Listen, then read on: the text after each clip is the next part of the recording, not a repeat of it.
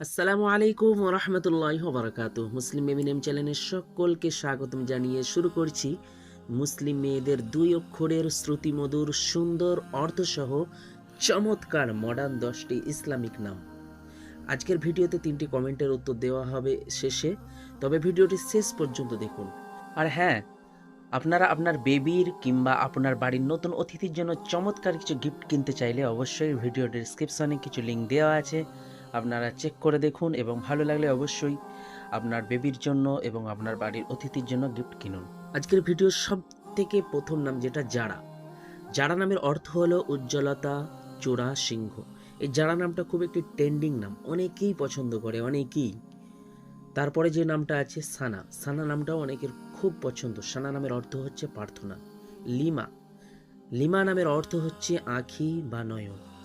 সারা, সারা নামের অর্থ হচ্ছে রাজকুমারী, রাজকুমারী। এই নামটাও অনেকের পছন্দ। রুমি, রুমি নামের অর্থ সৌন্দর্য বা মাধুর্য। রাফা, রাফা নামের অর্থ সুখ। হেনা, হেনা নামের অর্থ মেহেদি। দিশা, দিশা নামটাও অনেকে পছন্দ করে। দিশা নামের অর্থ হচ্ছে দিক। মিনা, মিনা নামের অর্থ হচ্ছে স্বর্গ। আরেকটি চমৎকার শ্রুতিমধুর নাম অনেকেই পছন্দ করে, যেটা হচ্ছে লিজা।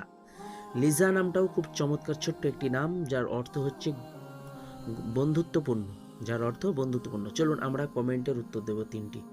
ও হ্যাঁ, তার আগে একটি কথা আপনাদের বলে নিই। আমরা অনেকটা পরিশ্রম করে আপনাদের কমেন্টের উত্তর খুঁজে এনে সঠিক উত্তর দেওয়ার চেষ্টা করি এবং তার সাথে এই 10টি করে চমৎকার নাম আপনাদের সামনে দেওয়ার চেষ্টা করি। আপনারা অবশ্যই আমাদের চ্যানেলটি যারা নতুন আছেন সাবস্ক্রাইব করবেন এবং ছোট্ট একটি লাইক ও কমেন্ট করে আমাদের উৎসাহ প্রেরণা যোগাবেন এই আশা করছি।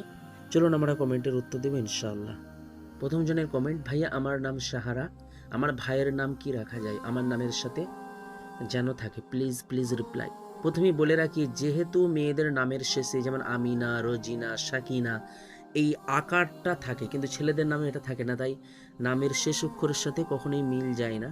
প্রথম অক্ষর মিল রেখে আপনি হয়তো নাম রাখতে পারেন, তাই এই জন্য কঠিন হয়ে দাঁড়ায়। তবে প্রথম অক্ষরে মিল রেখে আমি একটি নাম সাজেস্ট করব, সেটা হলো সাহারা নামের সাথে শাহাদ রাখতে পারেন। শাহাদ নামের অর্থ হচ্ছে মধু।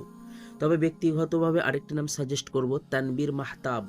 চমৎকার একটি শ্রুতি মধুর নাম, যার অর্থ হচ্ছে আলোকিত চাঁদ, যার অর্থ আলোকিত চাঁদ। আরেকজন প্রশ্ন করেছেন, ভাইয়া ইসমাইল নামের সাথে মিল করে একটা নাম বলেন প্লিজ।